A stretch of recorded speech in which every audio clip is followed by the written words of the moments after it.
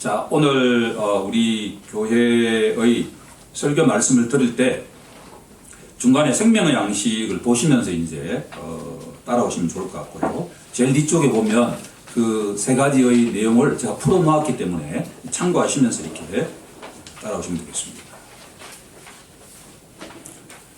우리는 천국의 시민입니다 라고 하는 제목으로 은혜의 시간을 좀 나누어 보고자 합니다. 성경은 사람을 정의할 때 하나님의 형상을 닮은 자라고 하죠. 영신 하나님이 형상을 닮았다라고 할 때 외모를 닮은 것이 아니죠. 하나님의 성품을 닮았다라고 할 수 있죠. 하나님의 성품을 한마디로 정의하기는 어렵지만 그 가운데 하나는 바로 하나님은 생각하시는 분이다라고 하는 거죠. 하나님은 지성을 갖고 계신 분이고 이성적으로 판단하시는 분이다. 그것이 바로 하나님의 형상을 닮은 사람의 본질적인 특성 가운데 하나가 사람은 생각하는 동물이다. 17세기의 유명한 프랑스의 수학자이자 기독교 사상가였던 파스칼은 팡세라고 하는 책에서 사람은 생각하는 갈대다 이렇게 이야기했죠. 팡세라고 하는 책의 뜻은 생각들이라고 하는 의미인데 파스칼이 얼마나 인간의 본질적인 특성을 생각에 있다라고 파악하고서 그 책 이름을 생각들이라고 지었습니다. 인간은 참 흙으로 만들어졌기 때문에 연약하죠. 하지만 그렇게도 인간은 연약한 동물임에도 불구하고 위대함은 어디에서 있냐 그러면 바로 생각하는 데 있다. 사도 바울은 로마서에서 사람이 생각하는 동물인데 무엇을 생각하느냐에 따라서 그 사람의 운명이 달라진다라고 선포하고 있습니다. 놀랄 이야기 아닙니까? 로마서 8장 6절에 가게 되면 육신의 생각은 사망이요 영의 생각은 생명과 평안이라. 사도 바울이 놀라운 진단입니다.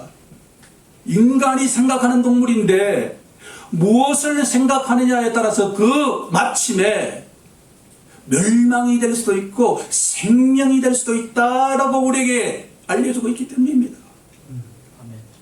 본문에도 그런 단어가 등장합니다. 그 마침이 멸망이라. 얼마나 강한 단어입니까? 멸망. 이 세상에 멸망을 원하는 사람이 과연 한 사람도 있을까요? 없죠. 예컨대 멸망의 이미지를 이렇게 한번 생각해 보겠습니다. 아주 큰 산의 계곡을 따라서 카누를 타고 내려가는데 1km 밑에 청길 낭떠러지가 있는데 그걸 몰라요. 여기서 멸망이라고 하는 것은 그 카누로 가지고서는 절대로 살아남을 수 없는 그런 멸망의 구렁텅이에 떨어진다라고 생각할 수가 있죠. 어떤 호수에서 지금 물놀이를 하고 있는데 1시간 뒤에는 노아의 홍수와 같은 홍수가 떨어져요. 그 배 가지고서는 살아남을 수가 없어요. 그런 사람이 갑자기 1시간 뒤에 당하는 것이 바로 멸망의 이미지입니다. 한 가지만 더 들어보죠. 멀쩡한 하늘 아래 너무나 나야가라 폭포에서 그 광경을 바라보고 있는데 하늘에서 비가 떨어지더니만 갑자기 유황불이 떨어집니다. 소돔과 고모라에 떨어진 그 유황불처럼 그런 것들을 피할 자가 있겠는가? 그것이 바로 멸망이라고 하는 것의 이미지다라고 하는 거죠. 세상에 청길 낭떠러지를 안다면 거기에 갈 사람이 있겠습니까? 세상에 노아의 홍수가 벌어진다고 한다면 준비하지 않은 사람이 있겠는가라고 하는 겁니다. 그런데 사도 바울은 빌립보 교회 성도들 향해서 이 세상에 그 마침이 인생의 시작이 있다면 마침이 있지 않겠습니까? 그 마침이 바로 멸망이다. 그런 사람들이 있다라고 이야기를 하죠. 저는 그런 사람들을 한마디로 말해서 땅의 일을 생각하는 사람이라고 정의해 보고자 합니다. 첫 번째 갈로의 정답은 땅이죠.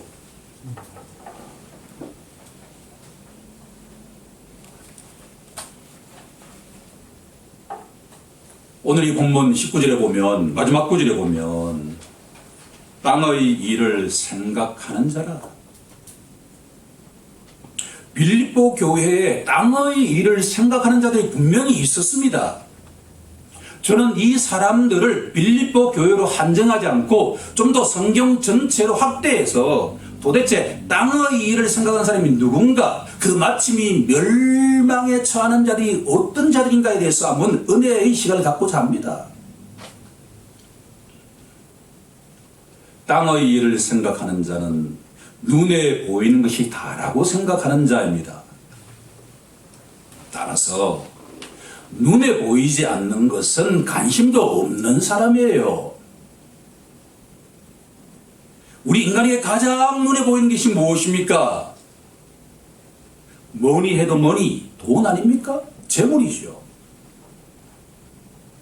이 세상의 정권은 바뀌어도 절대로 재벌은 바뀌지 않는다라고 하는 말이 있듯이 이 세상에 돈보다도 더 눈에 보이는 게 있겠느냐라고 하는 거죠. 따라서 땅의 일에 함몰되어 있는 자는 먼 일을 향해서 계속 달려가는 자다라고 하는 겁니다.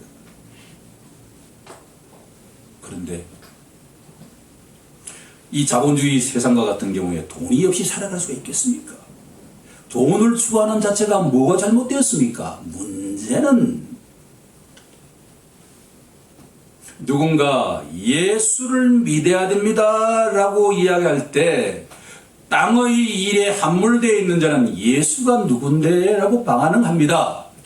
왜냐하면 예수가 나와 무슨 상관이 있다는 거예요. 예수 믿는 게 나에게 돈벌이에 무슨 도움이 되냐라고 하는 거죠. 더구나 가만히 이야기를 들어보니까 2000년에 그 예수가 십자가에서 죽었다라고 이야기합니다. 로마 시민들에게는 절대로 아무리 반역죄를 지어도 십자가의 형벌에 달리지 않았어요. 이방인들에게만 반역죄를 저지른 자에게는 본보기로 몇 개는 일주일이 되어도 죽지 않는 그런 고통스럽고 저주스러운 형벌 방식에 죽었다. 유대인들은 꺼리죠. 왜? 다윗의 후손이 메시아라고 한다면 천군 천사를 데리고 와서 로마를 징벌하고 로마의 압제에 시달리는 모든 유대인들을 해방하는 것이 메시아지. 그렇게 저주스러운 죽음을 죽는 게 무슨 메시아냐라고 생각할 것이고, 로마인들과 같은 사람들의 경우에는 어리석게 보이죠. 십자가에 달린 예수가 나의 구원자라고? 지나 구원하라라는 거 하는 거죠. 지도 구원하지 못하는 자가 무슨 나를 구원하느냐라고 외치는 것이 바로 땅의 일에 함몰된 자들이다라고 하는 겁니다.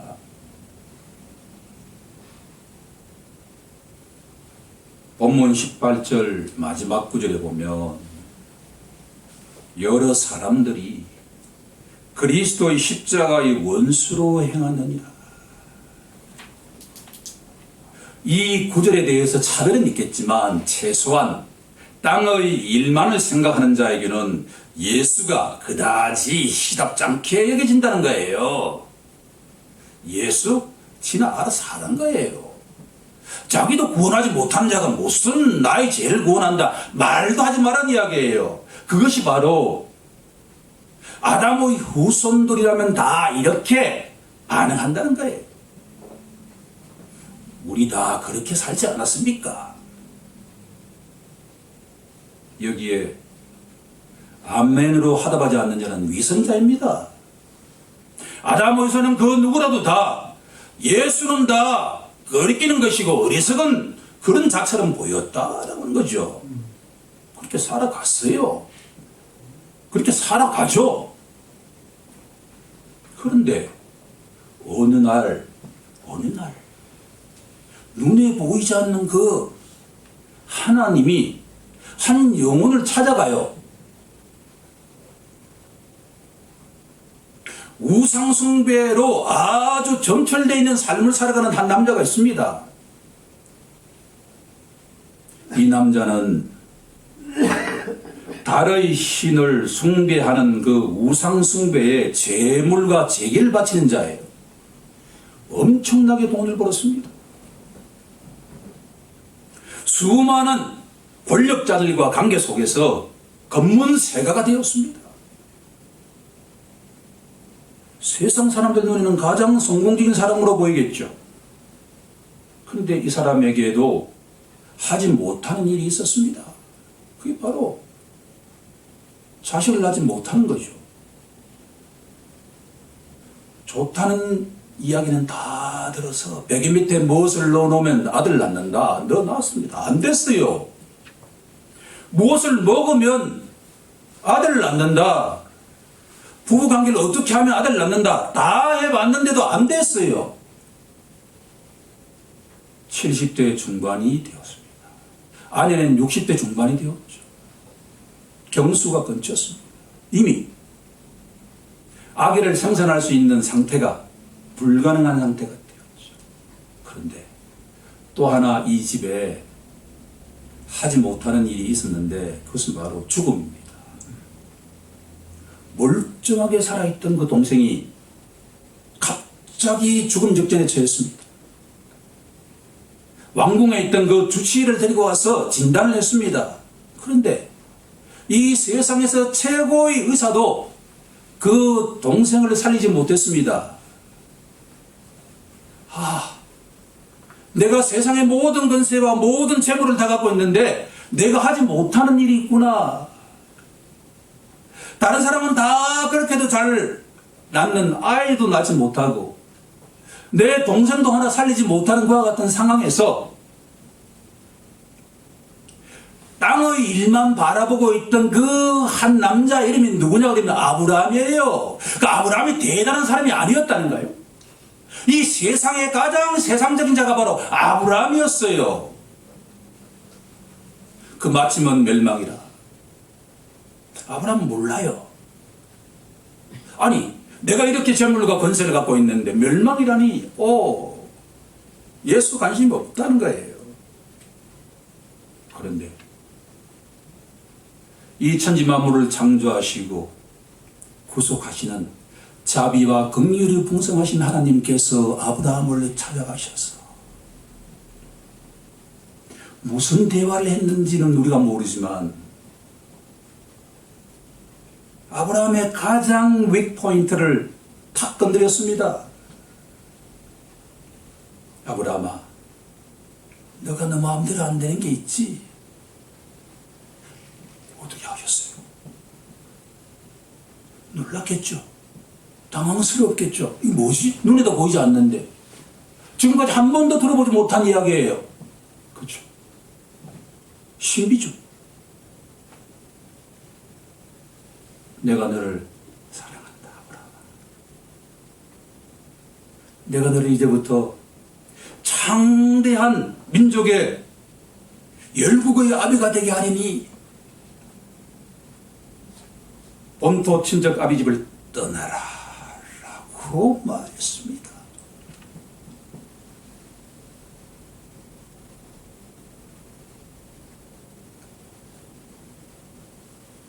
한 여인이 있습니다. 첫 번째 남자를 만났는데 알고 보니 이 남자가 알코올 중독자예요.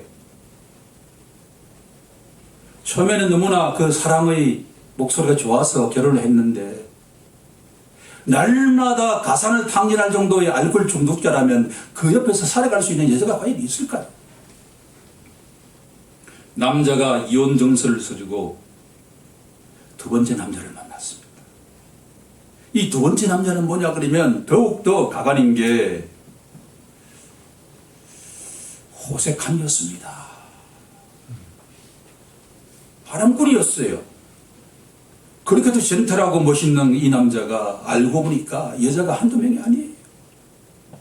살아갈 방법이 있을까요? 그렇게 해서 모질게도 5사람의 남편을 법적으로 만나서 이혼을 하고 고향으로 돌아와 있었습니다. 그런데 그 동네에 있던 나이 비슷한 남자와 결혼하지 않고 동거하고 있죠. 동네에서는 이 여자를 부끄럽게 생각했습니다. 우리 동네가 수치스럽다. 그래서 동네 사람들을 피해서 장렬한 태양빛이 있는 그 낮 12시에 물동이를 이고 불을 기르러 갔습니다. 그럴 때 평범한 유대인 랍비가, 젊은 유대인 랍비가, 여인이여, 이 물을 마시더라도 조금 있으면 목마르지만 내가 주는 물을 마시는 자는 영원히 목마르지 않으리라고 선포를 합니다. 그리고 이 여인의 가장 약점을 탁 건드렸습니다. 가서 남편을 데려오라. 뭐지? 이 남자 뭐야? 나 지금 남편 없어요. 그래. 너와 지금 동거하는 남자는 남편이 아니지. 그런데 지금까지 너 남편이 5명 있지 않았니? 이 여성의 충격은 말로 다 할 수 없겠죠. 그렇죠? 이 남자가 뭐냐는 거예요. 그렇게도 생밀준과 같은 그 물동이를 던져버리고 동네에 가서 외쳤습니다. 내가 메시아를 보았다. 나의 모든 것들을 알고 있는 그 남자가 와서 바라는 거예요. 메시아다. 모세 오경에서 이야기하는 그 메시아라고 하는 거예요. 그리스도다라고 하는 거죠.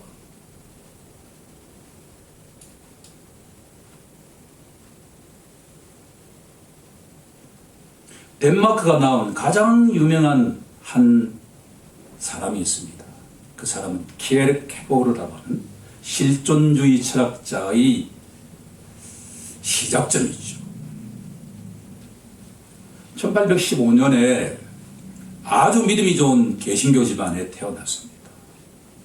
어릴 때부터 성경 교육을 잘 받고 아버지의 뜻대로 목사가 되기 위해서 신학대학에 갔습니다. 그리고 난 뒤에 아버지의 일기장을 발견하고 난 뒤에 키에르케고르가 말하기를 대지진과 같은 자기 인생의 지축이 흔들리는 것 같은 경험을 하게 되었습니다. 그 경험이 뭐냐 그러면 바로 자기 어머니는 아버지의 첫째 아내의 하인이었는데 이 하인을 그렇게도 믿음이 좋다고 하는 아버지가 겁탈을 해서 낳은 아들이 바로 자기의 첫째 형이다라고 하는 것을 알게 되었고, 그리고 이후에 그 형이 일찍 죽고 누나도 일찍 죽고 심지어 자기 어머니마저 일찍 죽고 난 뒤에 키에르케고르의 마음속에 이것은 분명하게 하나님의 징벌이다, 하나님의 저주다라고 생각하고서 방황하기 시작합니다. 그렇지 않겠습니까? 그렇게도 존경하고 믿음이 좋다고 하는 아버지가 지금이야 혼전 그런 것들이 크게 문제가 안 되는 시절이지만 지금부터 200년 전에는 특히나 청교적 문화가 강한 것과 같은 개신교 문화에서는 있을 수 없는 일이었다라고 하는 거예요. 방탕한 삶을 살기 시작합니다. 그런데 어느 날 이 키에르케고르를 찾아온 존재가 있었다. 그 존재가 바로 아브라함을 찾아온 하나님, 사마리아 여인을 찾아온 하나님, 키에르케고를 찾아온 그 하나님 앞에 단독자로 서게 되었다라고 하는 거죠. 더구나 이 키에르케고에 너무나 불행한 사건이 또 하나 일어났는데, 25살이었을 때 19세 되는 너무나 아름다운 여인을 만나서 그 여인을 사랑하게 되었고, 그 여인에게 프로포즈를 했는데 이 여인이 받아들였습니다. 약혼식을 했습니다. 그런데 이 케르케고르 마음속에 내가 사랑하는 이 여인과 결혼하게 되면 나의 저주가 이 여자에게 이전될 거야. 우리 가문의 그 저주가 이 여인에게 이전될 거야. 불행하게 할 수는 없어 라고 일방적으로 파혼을 선언합니다.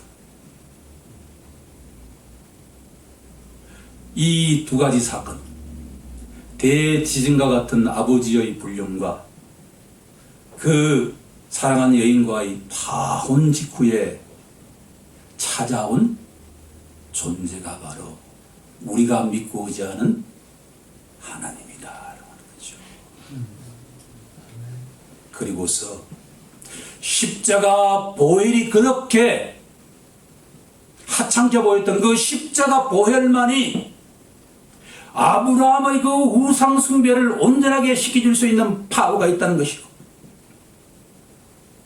과거에 그렇게도 남편들과의 관계 속에서 죄지었던 그 모든 것들을 씻어주는 그 능력이 있다는 것을 깨닫게 되고, 키에르케고르 가문에 그 아버지와 모든 그 저주와 그 죄를 예수께서 대신 지셨다라고 하는 것을 믿게 된 순간에 그렇게도 무거운 짐이, 죄의 짐이 온전하게 해방되는 것을 아브라함도 느꼈고, 사마리아 여인도 느꼈고, 키에르케고르도 느꼈고, 저도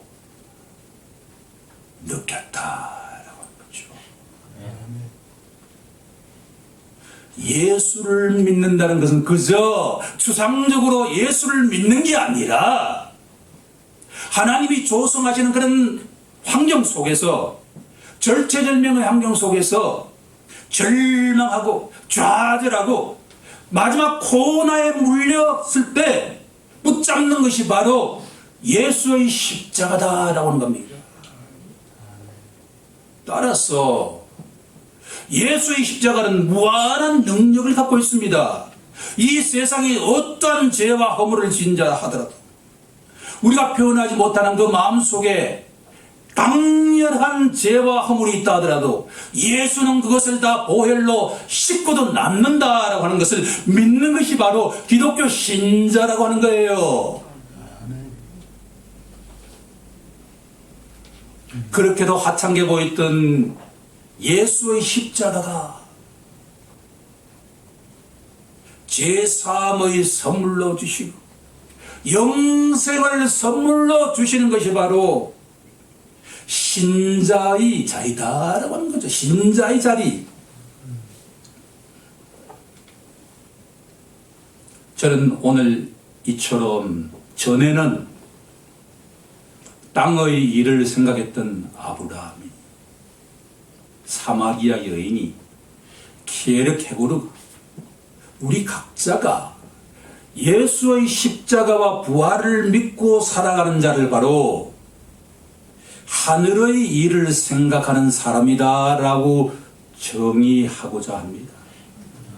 두 번째 갈로의 정답은 하늘입니다.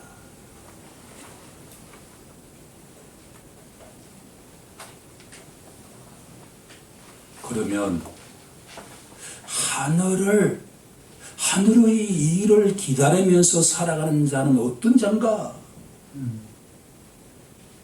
기독교 신자는 어떤 자세로 살아가야 되는가에 대한 말씀을 증가하고 설교를 마치고자 합니다.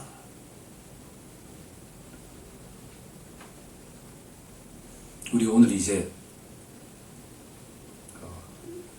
두 분 집사님이 우리 교회에 또 지체로 이렇게 오신다고 해서 그리고 환영한다는 의미에서 제가 예쁜 꽃을 사놓았지.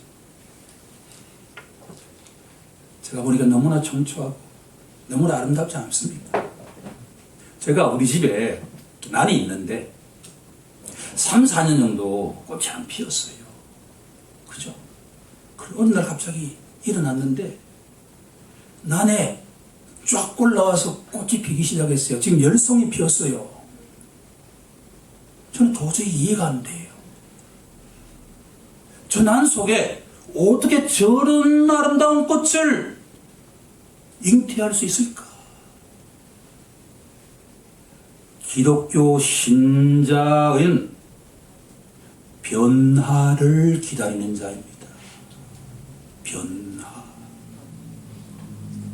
마치 전혀 필지 않을 것 같은 그 난에서 아름다운 꽃을 피운 것처럼 기독교 신자는 때가 되면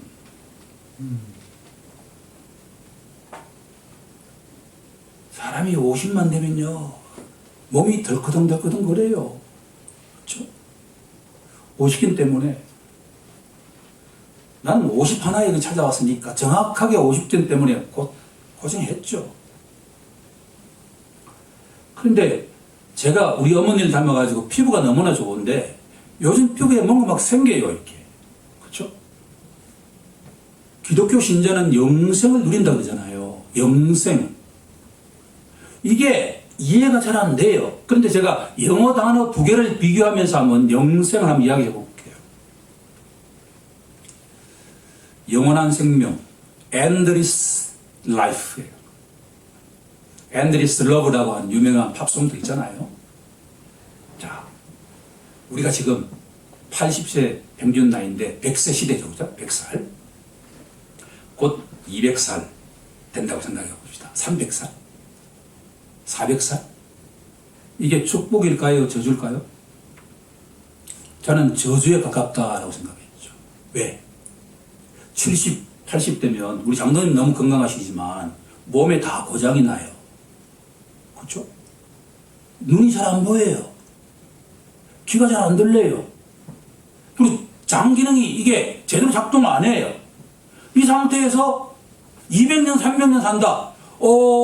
주님, 절대로 그렇게 하지 말아주세요. 라고 이야기를 해야 되겠죠. 그렇죠? 얼굴은 쭈글쭈글하고 모든 장기능은 다 작동이 안 되는데 이게 영생을 누린다? 이거보다 저주가 있겠느냐라고 하는 거죠. 그러면 성경이 말하는 생명, 영생은 뭐냐? Eternal life, Eternal life라고 하는 것은 영생은 시간이 길고 짧은 게 아니에요. 하나님과 함께 하는 삶이 영생이에요. 기독교 신자가 영원한 삶을 누린다라고 하는 것은 생명의 원천이신 하나님과 함께 동행하면서 살아가는 것이 바로 영생이다.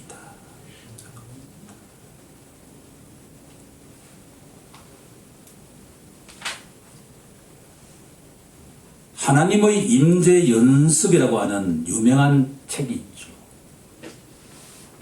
프랑스 가멜 수도원에 수사로 살았던 브라더 로렌스, 이름이 로렌스 형제입니다. 전에는 우리가 땅의 일만 생각했던 자가 이제는 하늘의 일을 생각하는 신자가 되었으니 오늘도 이 땅에서 우리에게 주어진 그 일을 충실하게 하면서 로렌스 형제처럼 기쁨과 감사가 가득 임하길 예수님 이름으로 간절히 축원하옵나이다. 아멘. 기도하겠습니다.